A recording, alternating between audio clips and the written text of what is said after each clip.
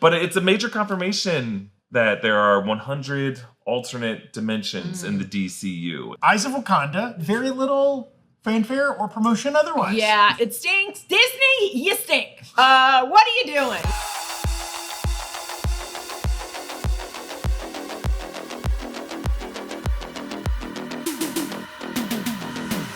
Welcome back to the break room. Are we seeing double Peacemaker? You know that guy's gonna do some terrible things to himself. It's the headline show.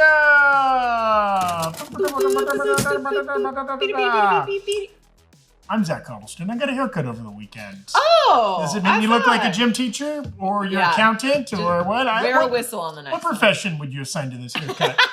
Thrilled to be here today. Joined, she blackmailed Disney to force them to drop Eyes of Wakanda early. It's a special guest, Jamie Jirak. Hello, thank you for having me back. I love being here. Yes, we're thrilled to have you here. And she's always up for kissing some ash. Avatar Fire and Ash, that is. It's the person who wrote these things for me to say. It's Ippolito. I like to torture Zach. Don't think that I'm like projecting weird ass-kissing stuff onto Gina. Listen, Brandon used to write way worse ones. Yes, he did. Okay, but it's but it's when it's me making it about. Okay, we've got a lot to talk about. This is why I write them, you guys. Yes, and you do well. You write them well. We've got a lot to talk about. San Diego Comic-Con was over the weekend. In the latter half of this show, we're going to bring in Erik and Jamie and Erik, who are both at San Diego Comic-Con, are going to talk about some of the things that came up there and their experiences at the convention. But before that, we've got a bunch of trailers dropped, a bunch of kind of news came out. We're kind of still in the backwash of Fantastic Four right now. Yeah. You're getting little confirmations. Gone broke from buying all the popcorn buckets, all the available popcorn buckets. Yeah. Our credit card statements haven't hit yet. So one of the biggest pieces of news that got confirmed, I believe, by both Vanessa Kirby and Matt Shakman in interviews over the weekend is spoilers for Fantastic Four. The post-credit scene, we see a hooded figure holding a metal mask. We see absolutely no face. No face. Right? Though Franklin Richards is seeing and touching the face. It was confirmed by both Matt Shakman and Vanessa Kirby that was Robert Downey Jr. I think they're lying. I think they're lying to us. I think that was a coat hanger on a coat rack being like, hello, baby. So somebody's holding the coat hanger, though. Yeah, it's a whole contraption that they. I want to know how much he got paid to not be in. That's what I'm saying. Why would you? Unless he was there and they were like, "Oh no, sir, we have a stand and we cannot afford your $80 million to appear in costume." And he was like, "I'll do it for free. For you guys, I'll do it for free." Unless he said that, why are you paying him that money?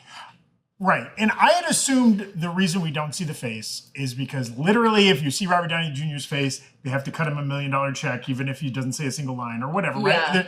But I also wonder if the nature of his $100 million contract with Disney over the next 2+ years is that like, hey, Rob, anytime we need you in anything, why don't you be there with a smile on your face, right? Yeah. That was my initial thought, it was about that. But then I started to think general audiences are going to get confused. If the movie ends with Robert Downey Jr., they're going to be like, Iron Man's back? Because not everyone's clued in. That's a great point. We are obsessed with the Comic-Con reveals and the news. But you're absolutely right that like canonically, he's not been established to have a face yet. Yeah, that's true. If you're an average moviegoer who does not follow all of these like all the minutia of this and that, you're just a casual Marvel fan. You're gonna see that and be like, oh, what did I miss? Like, why is like he's dressed like this, but he's not. Yeah, and also I think it overshadows the rest of the movie. Maybe once he shows up. I don't know. I still think it was just a little crash test dummy, and they're like, baby. I also think similarly the chairs kind of have ruined the last two movies. Oh yeah. For those of us who are really paying attention to that kind of thing. We know who survives. Yeah. Yes. There was a moment in this movie where I thought for a second, are they gonna die? Oh wait, there's a chair. Oh yeah. Yeah, but you never know who's it could be. I would love it if they were like, "Hey, these are the names of the actors on the chairs. We're not telling you what characters they're playing. They're all Dr. Doom." Yeah. Every Doombot is played by Rebecca Romaine or Oops All Dooms. Yes. Oops All Dooms. Oops All Dooms.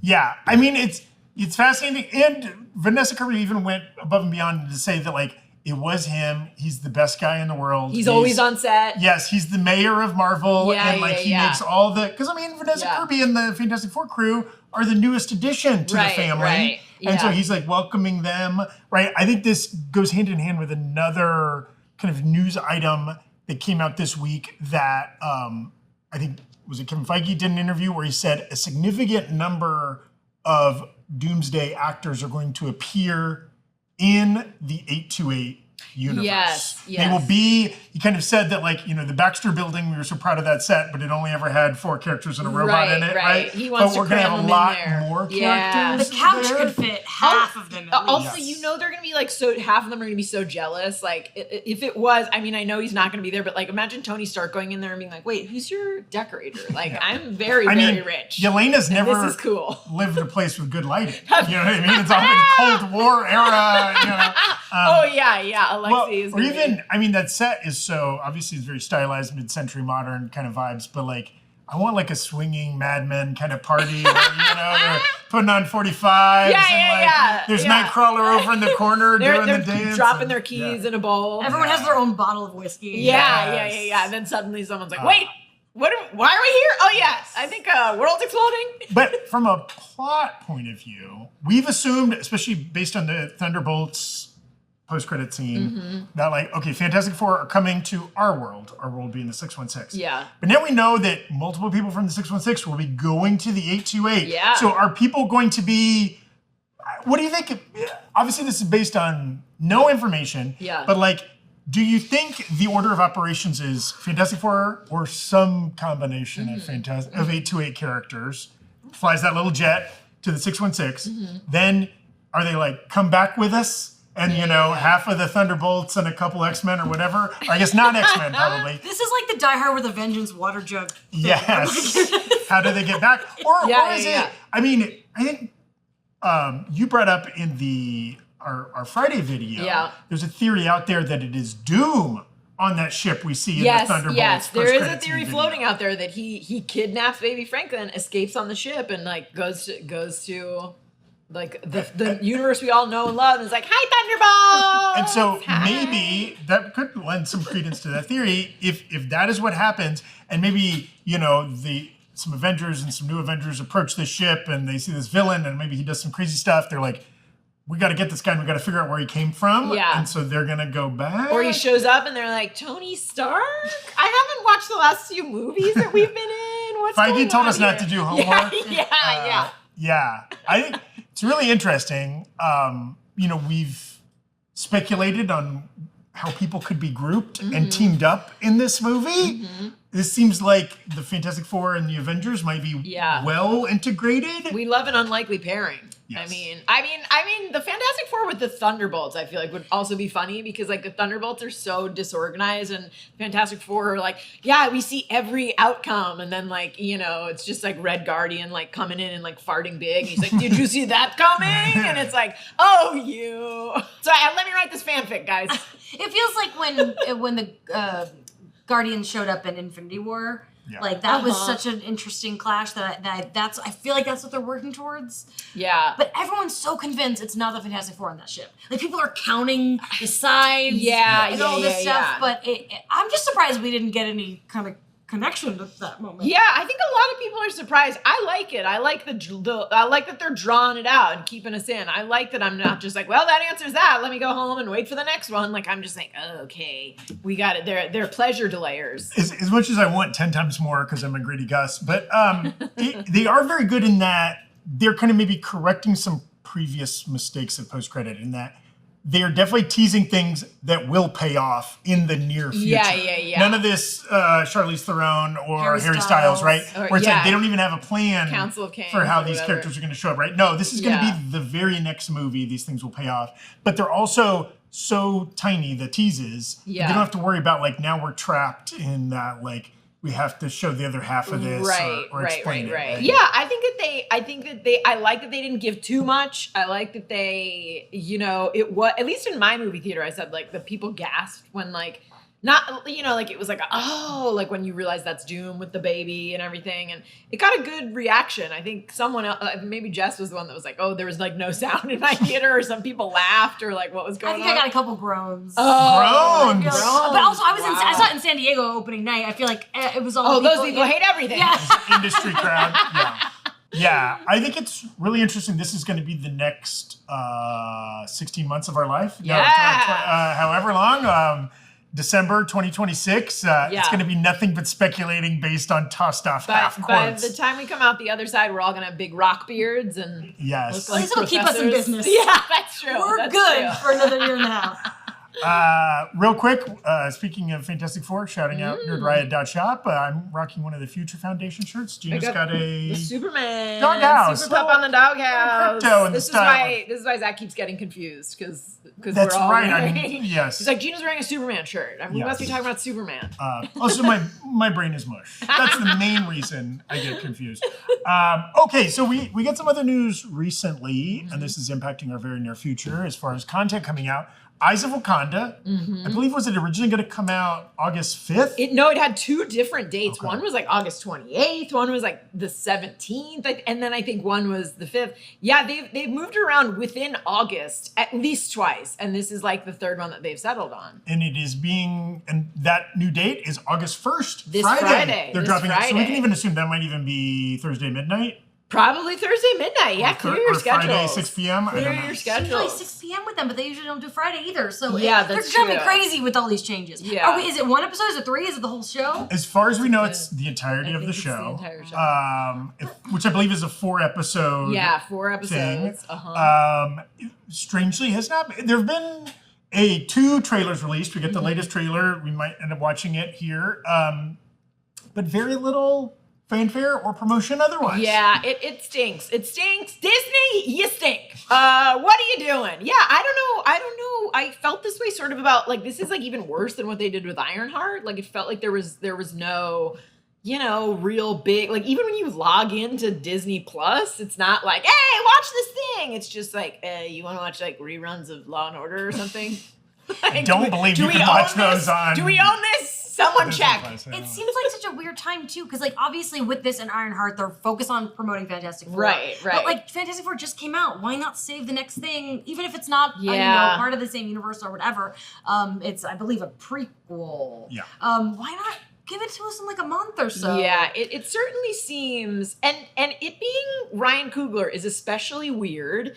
He's not, and both shows like the lack of promotion is weird. The lack of promotion is weird. Like you have an all-star director coming off an all-star film that people are still talking about. By the way, people are still like, I finally saw Sinners and blah blah blah. My favorite movie of the year. Yeah, like it's on streaming and whatever. Is it on streaming? It's on streaming, right? You can watch it on Max. Yeah, like everyone's talking about it. It seems like the best time to capitalize on like, hey, we got that guy. We got a couple shows from that guy. Like, look, he's got a hand in some pies, and one of those pies is our show. Go watch that show. But instead, they seem to not only have buried it, but been like, let's burn it off on a Friday night when people are going out.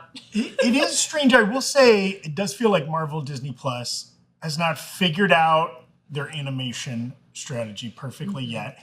We are getting the sense that they're going to do fewer live action Marvel series going forward, but like maybe more animation or the same amount of animation. But this also feels like, along with Marvel Zombies that we're getting, that's the next thing we get in October, like they were kind of like maybe from a previous strategy and might be getting kind of burned off now before the new strategy kicks in. It's so fun to get weekly though. I loved that for X-Men and for Spider-Man. It's fun. I know that animation's not as big of a deal, but I like having something to look forward to every week. Also, they promoted the hell out of Spider-Man. They sure did. And rightfully so. It was a great show. But that's what they should do with all of them. Like they should be, and I do think that there was probably a discussion of like, well, we don't want it to step on the, like, hopefully Fantastic Four will still be going big. We'll be going into the next weekend of Fantastic Four where more people will be seeing it. So let's not really, but yeah, you're right. Then keep it at the original release date of the end of August. Or at the very least, like promote it on the platform. Like, I can understand if they're not at Comic-Con being like, Eyes of Wakanda. And they did talk about it a little bit. But yeah, promote it on your like when I log into Disney Plus, at least make it the first thing that's like, hey baby, you wanna watch this? I haven't even seen a billboard. I've seen nothing. Billboard. We live in the billboard capital. Nary a billboard. I've seen no serial tie-ins. If we wanted to be optimistic here, I wonder if this, because I did see that Ironheart, despite its multiple year delay, and it's kind of like they did promote it, but I don't know that they promoted it as much as some of their other live action stuff. It made the top 10 original streaming series. Hell yeah. For at least part of its run, which is an accomplishment. There's lots of shows that do not do that well. Now, original series is like, there's a big caveat there because you know, all the most streamed stuff is like The Office and Law and Order or whatever. But so that's still an accomplishment. That show found an audience. Yeah. I mean, I've seen the Men's Health cover of a ripped Sacha Baron Cohen more often than I've seen them advertise that show. I don't know if you guys, it's been making the rounds. Because people are memeing the hell out of it. I mean, he's really ripped. It's got to be steroids involved. Allegedly, someone on the cover. It doesn't gotta be, but he's divorced. He's middle-aged. He looks great. It's been all over the place, and I was like, I have seen this cover now more times than I saw an ad for the show that he got ripped for. Quick aside: do you think he got really ripped in the cover of Men's Health because he knew that the "Now You See Me, Now You Don't" trailer was dropping, and his ex-wife was going to be getting a lot of prominent attention? Yeah. He's like, who won this breakup? I do love that. Like, I saw a lot of people being like, oh yeah, he got in good shape for Mephisto, and it's like, he wore a suit he was the like whole in time. a suit. What do you? He was sitting and eating pizza. Does this mean though that it's alluding to future Mephisto? Yes. More shirtless Mephisto. I mean, the comic accurate with the deep. That would be cool. Exposed. That would be cool. Yeah, he's like, you want to see my cum gutters? We can say cum Gina, gutters on we just this got show, demonetized. right? Gina. What? I said gum cutters. No, you didn't. Yeah. So, regardless, back to Wakanda for. Sorry, I almost called it Wakanda Forever. Eyes of Wakanda. It's coming out this Friday. We're excited. We'll watch. We'll probably chat about it here in some form on the Breakroom. There'll be breakdowns and coverage as normal. Yeah, as far as we know, it is like 4 episodes. It's going to be released all at once. You know, it reminds me a lot of the Predator Killer of Killers film that recently came out on Hulu. That was also set in different eras of predators coming to Earth, and but they kind of built up to like an end cap story of all those different timelines crossing. I wonder if there'll be, because we know it's Wakandan spies throughout the ages. There's like what appears to be like a there's literally in the most recent trailer the Trojan horse. Yeah, so I love that Greece. crap. I want to see like, you know, predators in 1920s flapper dresses, like that. I'm sold. Yeah, there you go. I hope Eyes of Wakanda does that. I hope it's just like Black Panther costume, but then like, you know, bootlegging gin and stuff. I'm just into the animation. It genuinely looks beautiful. Yeah. It's unlike anything that they've done. Should we take a quick look at a little bit of it? Do we have it queued up, Brian? I like that it's not the same animation that we've seen in every other. It's definitely more stylized than that. Yeah. I say this as someone with a what if tattoo. I don't love that animation style. I've heard that from a lot of people. Yeah. But it's clearly like setting itself. There was that Trojan horse, clearly setting itself apart from the other shows. Yeah, why not promote this just visually? It's stunning. Great. Yeah, this trailer definitely highlighted a lot more like kind of action pieces than the previous trailers had. The backgrounds are gorgeous. Very brief. Oh, Iron Fist. Again, if we want to give the benefit of the doubt to Disney and Marvel here, one other thing is, what if in all their market research and all the shows they've previously promoted, they've kind of discovered that, you know what, animation has an audience. Yeah. Marvel stuff has an audience, but that particularly for Marvel animation stuff, the outside of those cores, nobody's buying. Erik has mentioned, like on our channel, we've definitely discovered, other than literally with the one exception of the Spider-Verse movies. Yeah. Normal Marvel fans do not watch Marvel animation stuff. If any of you are watching, and that I realize I am biased, I've worked in animation, but like they have some of the best storytelling. And for whatever reason, sometimes people think, oh, it's for kids, even though there is clearly an adult animated category, which this falls under. It's not like you're watching episodes of Bluey. Also great though, by the way, if you're gonna watch episodes of Bluey. But like, watch it. They're if you can't get over the fact that it's animated, like just try and focus on just what they're saying and the storytelling. And like so many people like aren't a lot of you comics fans? Like, that is the strength. But X-Men 97 was like one of the best things to come out. And they promoted the hell out of that. And I think that was also released weekly, episodically. None of this dump. They did a ton of like they had a cohesive. They were like, we are going to do a retro thing when we promote this. It's going to be you're going to see a VHS tape going in. You're going to see a breakfast cereal. Leading into the Saturday morning cartoon vibe. It was so cohesive, and that was a hell of a campaign. And then everyone knew about that show. Like everyone was talking about it. Everyone knew about it. Everyone was like, oh, I love this ad campaign. That was totally me eating cereal with my Game Boy and like blah blah blah blah. And like they should, I mean, there used to be people whose jobs it was to be like, how do we market this? I don't know, maybe they're robots now. Well, we used to be a society, Gina. We used to be a proper society. The center will not hold it. Well, let's just assume we've only got to wait a couple of days till we see it. Yeah. That this is not, its promotional strategy is not a reflection of the quality of the show. No. Or the audience it will find. Maybe word of mouth will be strung on the show. Everybody will watch it, love it. One of our sponsors this week is HelloFresh, America's #1 meal kit. Nobody's favorite part of summer is going to the grocery store.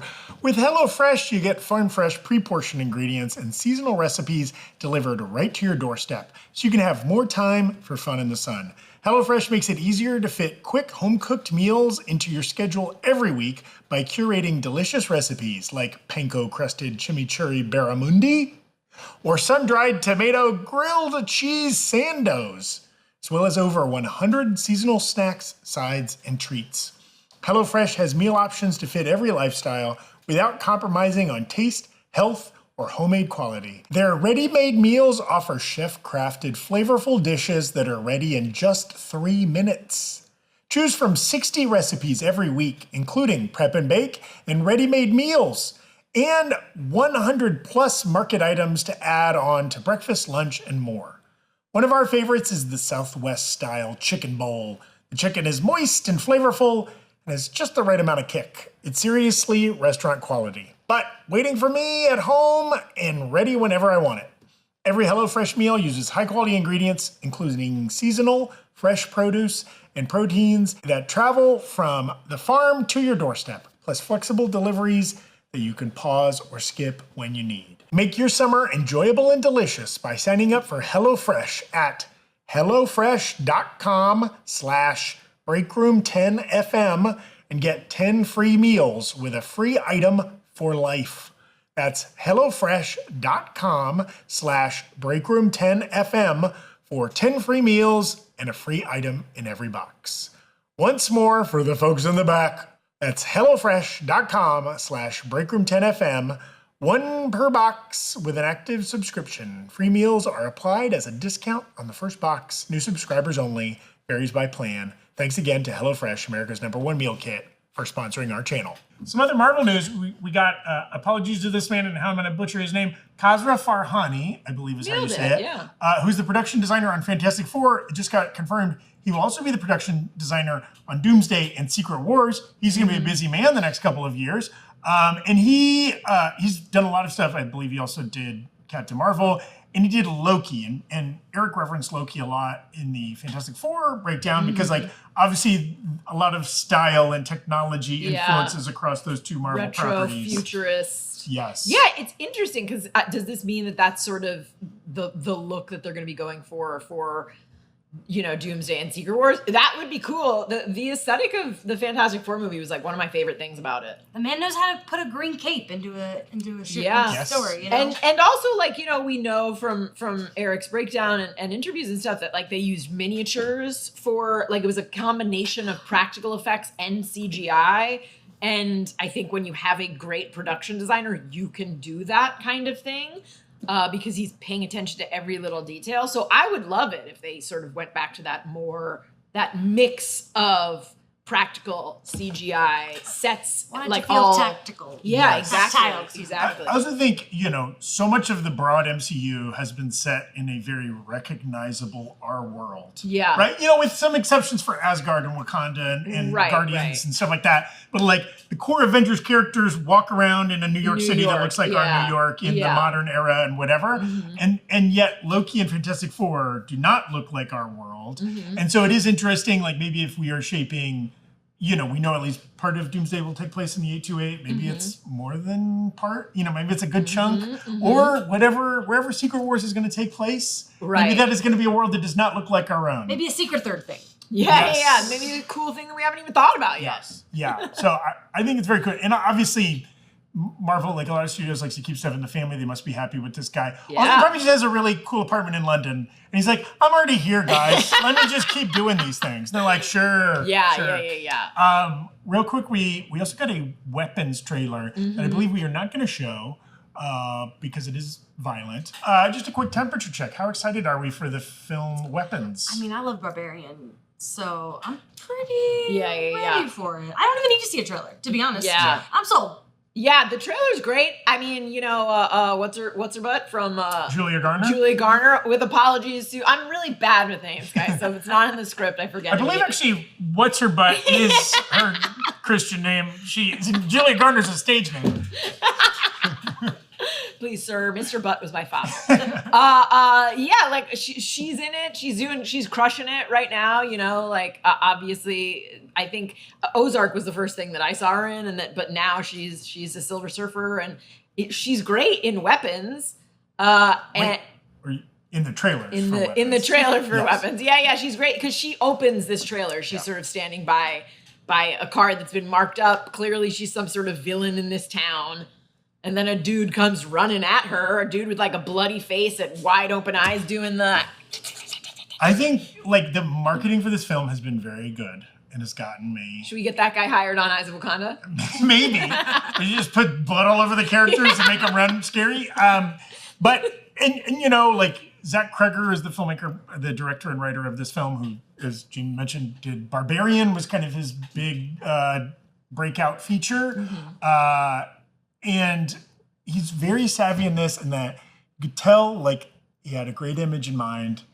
He's like, I know what the poster will be, and I can work backward from that. Not that he started with that idea of the kids with in the V formation, but it is like all the great horror franchises, there is like an image. Yeah, right? you got Leatherface with a chainsaw, above human the head, face on. right? Yeah, even just the ghost face, right? Yeah, like, whatever it might yeah. be. The knife and the pumpkin. Oh Yes. yeah. They all if you think of any classic Evil Dead, like where there's like a hand coming out of a grave, And it's hard for horror or any film to do this, but like where like that single image is still frightening. Like we've all seen so much stuff. We're all desensitized, right? Like it's not the era of the video nasties. We're just seeing some gore on a VHS cover could get you to rent it. But like those kids running creepy. I admit that I was legit.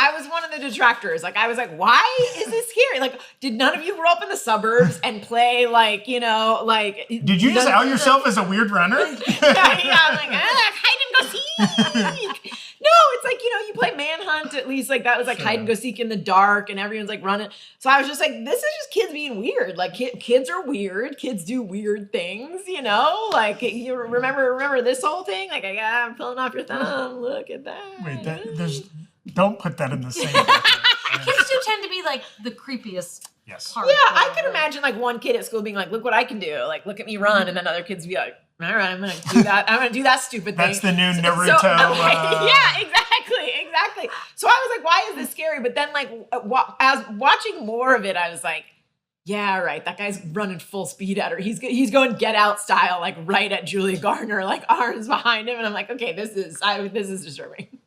Yeah. Good horror marketing creeps you out and like makes you want to learn more. Yeah. I'm excited to see that film as well.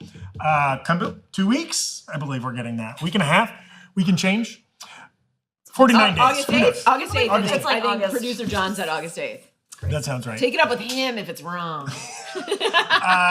Now let's get into the San Diego Comic-Con of it all. We'll bring in our very own Erik Voss.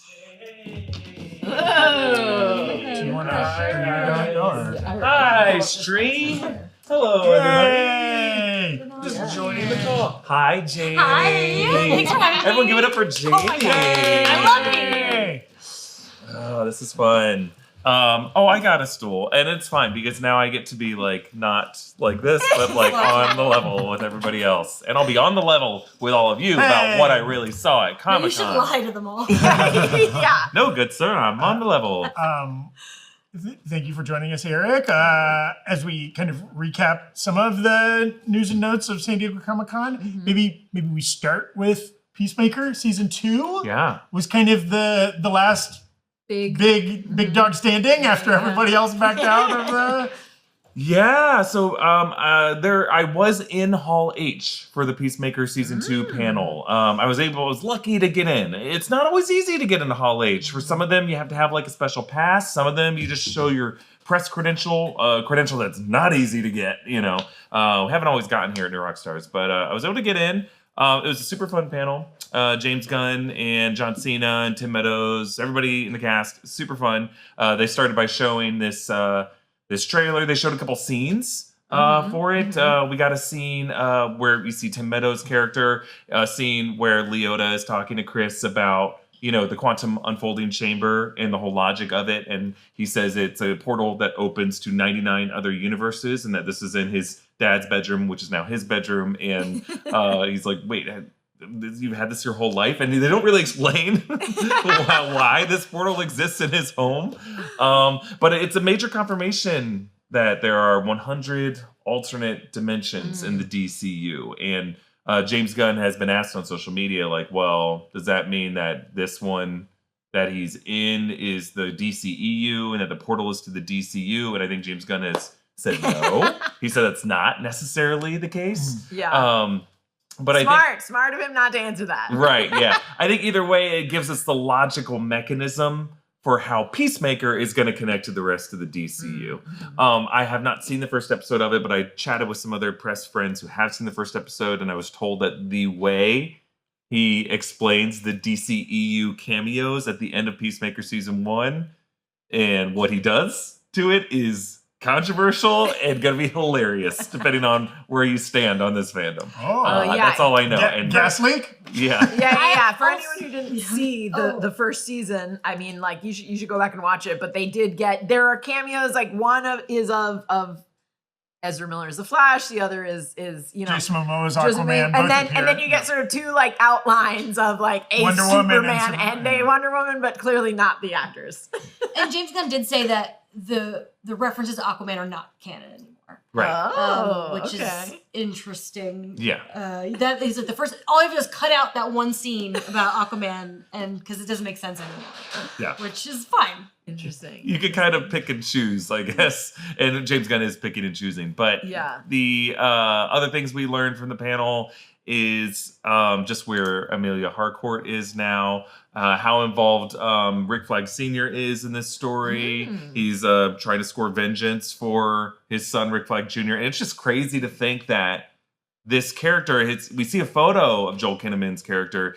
And it's just crazy to think that he was in 2016's Suicide Squad, and that a family connection is now playing a role in 2025's DCU of Peacemaker. It's just crazy to think that. Yeah. But it is true. I don't know that you have to, but I would watch Creature Commandos before Peacemaker. If you have time. I don't think it's necessary, but I think you'll get more out of it, is my guess. I love Creature Commandos. Also, if you're in the target demo for Peacemaker, you're in the target demo for Creature Commandos, right? Yeah. You dig James Gunn style and like DC and like that kind of storytelling. Yeah, it was a great show. Again, don't let your weird like aversion to animation turn you off. It's hyper violent. Like it is so bloody, and so there's so much action in it, and weirdly sad.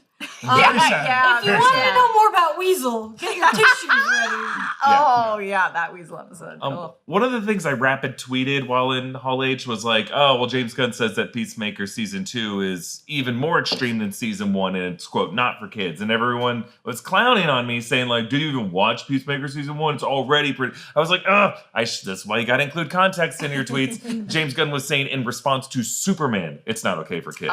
He knows how raunchy and violent season 1 was, and season 2 is going to go even further than that. And he's just trying to say, even though this is the next DC title after Superman, it's not for kids. I just started rewatching season 1 today, and I actually forgot just how crass it is, which I love. I mean, it's the very first episode that has the like John Cena mostly naked fight. Yeah. Right? Yeah. With and special microphone. There's a sex scene. And then I also forgot how much his father like is virulently he racist. uses some language that we can't use here. Yes, definitely. But I will say, maybe it's just because Peacemaker season 2 is like imminent. It's upon us. It's going to be in our lives on HBO Max within a couple weeks. It didn't feel like, I was hoping that James Gunn would use this opportunity to be in Hall H to just make some bigger announcements, but he did stay focused mostly on Peacemaker. I mean, look, Supergirl is wrapped. Lanterns is wrapped. You could have shown us anything from that, but he deliberately did not want this to be a DC Studios showcase. And that will come either next year or at New York Comic Con, maybe. It seems crazy to make that decision when Marvel also made that decision. Like, this could have been your moment. Like, like last year, people were only talking about Marvel. This year, people could have only been talking about DC. But it seems like DC is more reactive when it comes to this kind of stuff. And they probably were like, okay, Marvel is not doing anything.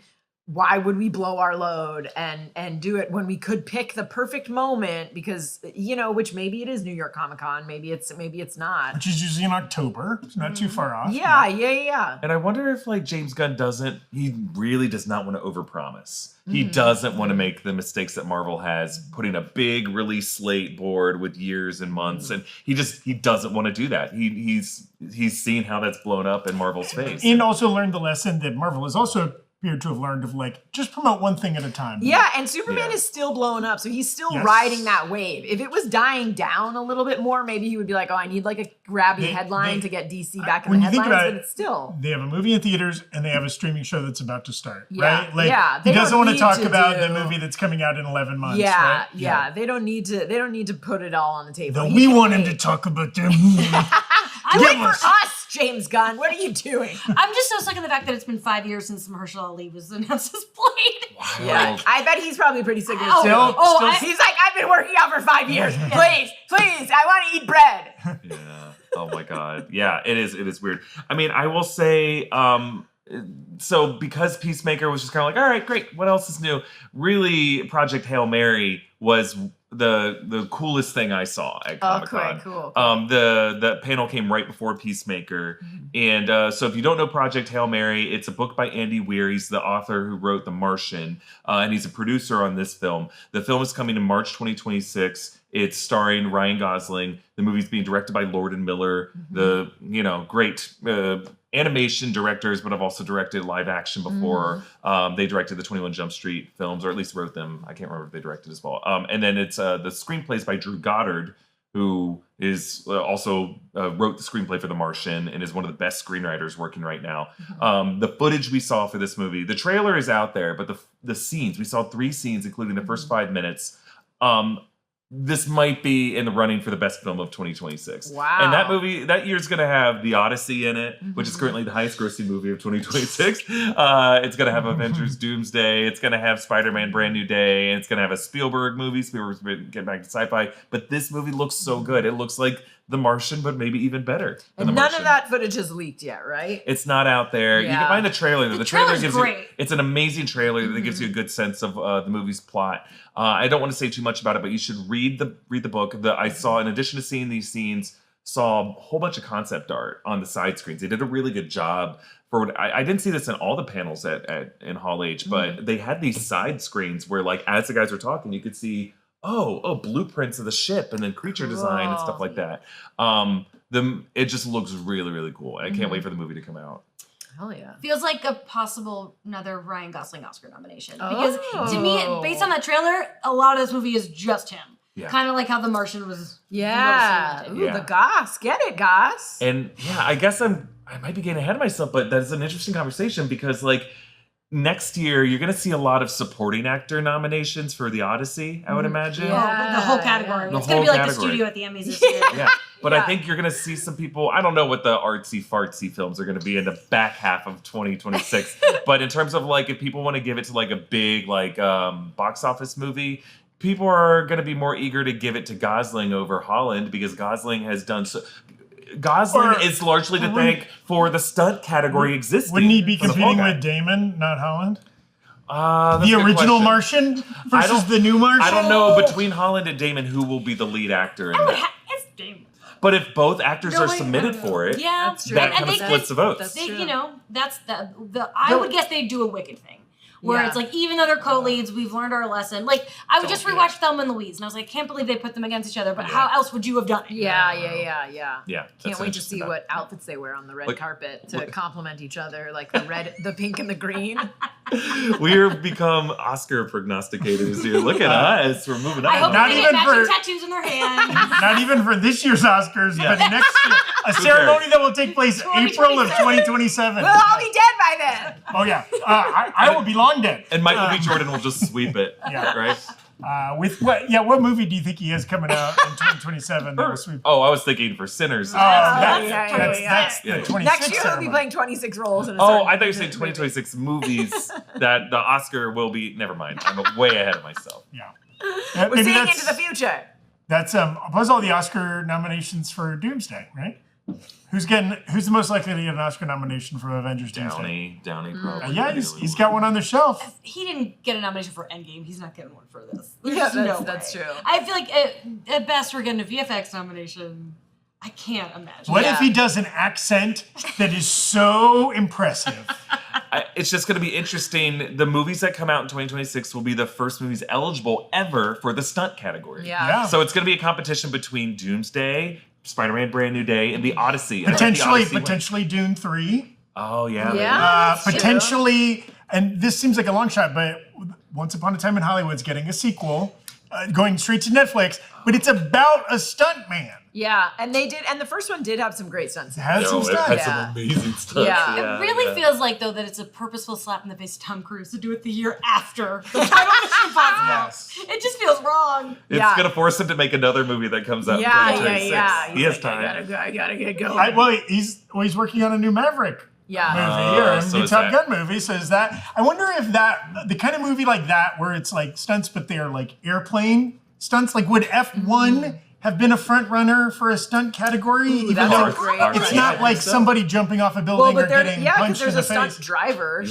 so you would theoretically, And really, like any stunt crew, it's not just the guys who are taking the punches. Mm-hmm. It's like the whole special effects crew who's timing the explosions to go off and the car to flip or whatever the hydraulics use. It's a whole crew of people working together that's going to win that Oscar. Even like you brought up Once Upon a Time in Hollywood, one of my favorite things is when Leo is like, "Can I fall off a horse? Yes, I can. Yes, I have." Like even as much as like, even just somebody on a horse, that's a stunt. Yeah. Yes. Yeah. Everything's a stunt, you guys.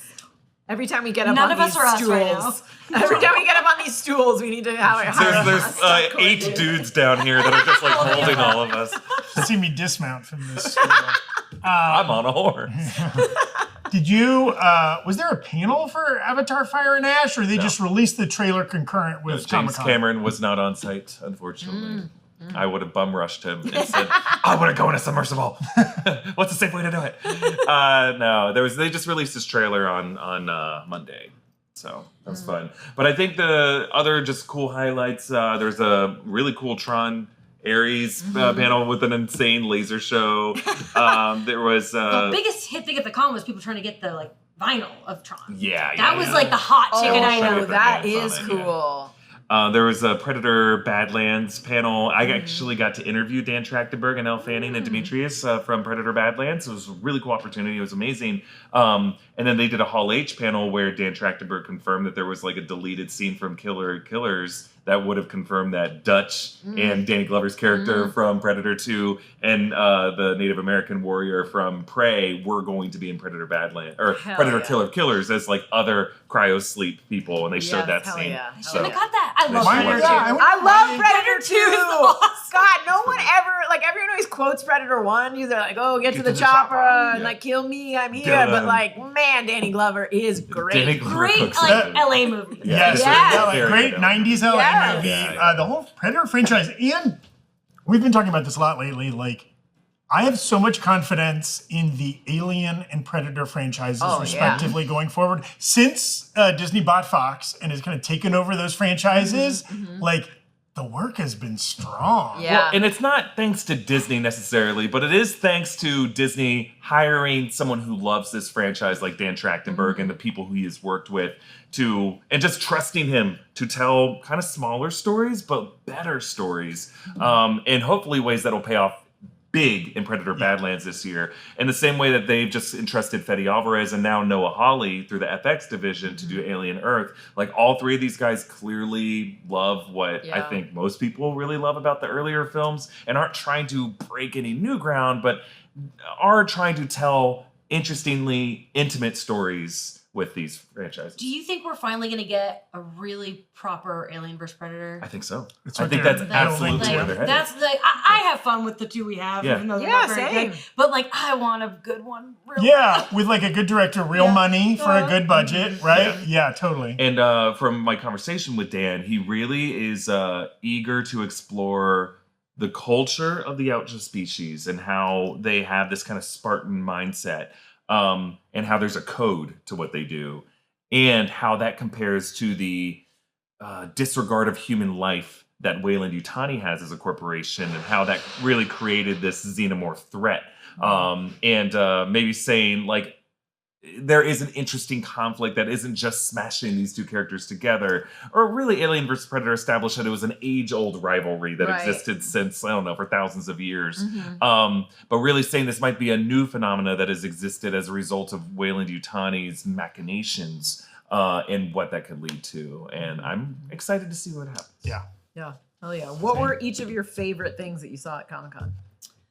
Oh, that is a very good question that I'm thinking That I about just while sprung I'm on you stalling. right I mean, now. I'll be honest, getting to see George Lucas at his first Comic-Con appearance ever was awesome. Yeah. Like, he's never done it before. It's funny to watch him talk, though, because he's a rambler. And then Guillermo del Toro was there, too, and he's just like, he knows how to captivate the audience.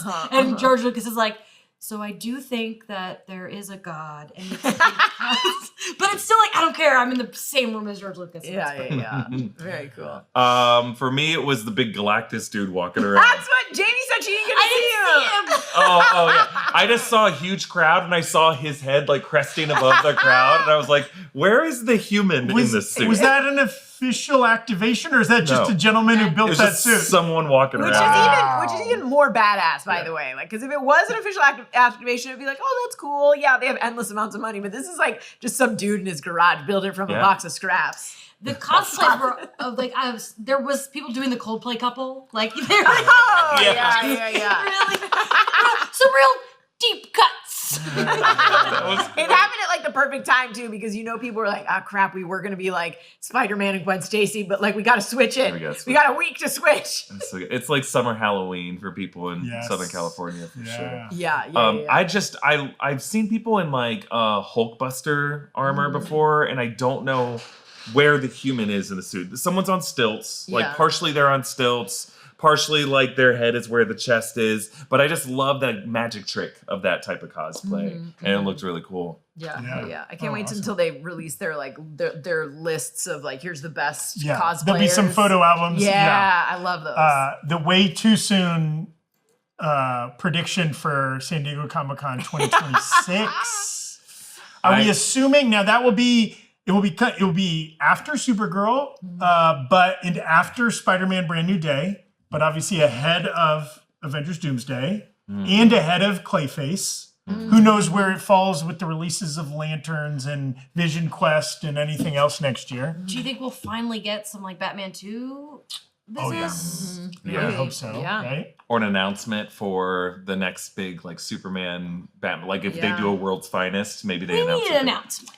Like That's there the were thing. like Are I they missed gonna- getting an Well, announcement. so we have the two 2026 DC releases. We know nothing beyond 2026. Yeah. But they haven't started production on anything beyond 2026. But like we would assume, I would say that like, so next year we'll definitely get more announcements. Yeah. But James Gunn's just gonna hop on social media anytime he feels like announcing a new project. We could see like a return of like the DC fandom thing where James Gunn could just do DC Fest or something like that. We'll have D23 next year as well. So either something's going to happen. Either we're going to see a crazy gentleman's agreement slugfest between Gunn and Feige on who can get the bigger panel on like a Friday night versus Saturday night, or like Saturday afternoon versus Saturday night. Either that's going to happen, or both of them retreat further from Comic-Con, which I'm sure Eddie Ibrahim does not want to hear. The host of, or whatever, the lead organizer of Comic-Con. And we just leave Comic-Con for maybe something that might be better for Comic-Con. A smaller, less crowd corporate thing where people can just focus on the creators and some of these smaller titles. And then maybe we see like, you know, D23 is a bigger thing. A DC fandom, a Warner Brothers separate event could be a thing. And then CinemaCon is where they all come together. I don't know. I don't know why they don't like make the Avengers Con thing because like Star Wars Celebration is insane every time they do it every 2 years, and it feels like it's inevitable that Marvel's gonna have its own. And yeah, D23 exists and it's part of that, but like listen, we know they like money, and you know, no secret. Yeah. And I think that it makes sense. I wonder if like without COVID, we might have seen that happen. Like we might have seen like a Marvel Con or something like that. It's just like timing worked out in a way to where you had COVID and then you had the strike, which kind of canceled that year of Comic-Con. And it just made it so that, and then now we're in the Marvel slump, where they have decided it's a slump. Because they had it in Ms. Marvel, it felt like they were teasing that it was going to be real. Yeah. Well, at D23 that year, it was real. Like you could walk around and it felt like they had an Avengers Con area, and it was cool. They could have expanded that into an actual event that they, you know, sold tickets for beyond D23. D23 last year did have good Marvel stuff too. It did. So you could talk to Rocket Raccoon. Oh, that's cool. For Doomsday, between now and Doomsday, think we get another Avengers-esque publicity stunt? I don't know. I think they'd be foolish to do it. My thing is, I'm upset that there were 25 names and 5 of them were women. So, like, I want cheers just to make sure there are more women in the movie. Yeah. But also, I keep saying it, both Thunderbolts and Fantastic Four, I had issues with the fact that I saw the chairs, so I knew who wasn't going to die. It took away some of the emotion because I knew that they were going to be okay. And that's icky to me. Why I say it's foolish of them to do it, if they're going to commit to the way they're making films, in that they are willing to take out entire story beats and remove characters and kind of almost improvise in the way they're doing it, then it'd be foolish to do it because like you're committing yourself to things you might take out of the movie. I want them to do it. I wish that they would just give us a full cast list of everyone in the movie and who they are playing. I think like it is weird that like now that I've seen both Fantastic Four and Superman, like going into Superman a year in advance, I knew who everyone was playing in the movie. Yes, there were some characters that were withheld. We didn't know about Bradley Cooper until like 2 months out. But eventually it was announced, you know? There weren't really any surprises. The surprises came from the way the story unfolded, and I love that. With Fantastic Four, they still withheld who Natasha Lyonne was playing, and you didn't know until you saw the movie. Did that need to be withheld from us? That Natasha Lyonne was playing Rachel Rosman of Yancey Street? No, but Marvel does this, and it's just weird. It's like you're creating a situation where like people have to theory craft, but not in a way that's going to help your studio. Doesn't it feel like they want it both ways? They want both to like tease that like, hey, we got these cool actors to be in our project, but also they want full flexibility to cut those actors out without suffering any negative But then consequences. they clearly don't know what they're doing on that front either, because they'll put Malkovich in the first teaser and then cut him. Like, so just tell us, be transparent with us. We'll respect it. And I feel like in thinking back to Endgame, the best surprises were like the really quick cameos anyway. Like no, we didn't know Renee Russo was going to be in there, and that was like a fun little thing. Natalie Portman is kind of in it. Michael Douglas is there. Like if it's just like a little cameo, but if they're in the movie, just tell us they're in the movie. Yeah. You know. Yeah, we're gonna find out. If we're gonna surprise this with anyone, though, give me Elizabeth Olsen, please. Now that one has significant plot implications. Thank you so much for watching today. Thank you, Gina, Erik, and Jamie, so much for getting into the headlines. If you're watching live, stick around. We'll be doing Fantastic Four lingering questions. If you're not watching live, you've already seen that show, and this is. I've just ruined your timeline. But what your movies are your Oscars right now celebrating? And stick around later this week. Maybe we'll be able to talk Eyes of Wakanda. Maybe we'll be talking something else. We will stream again, most likely on Friday, potentially on Thursday. And we await that eagerly. Thank you so much for watching, everybody.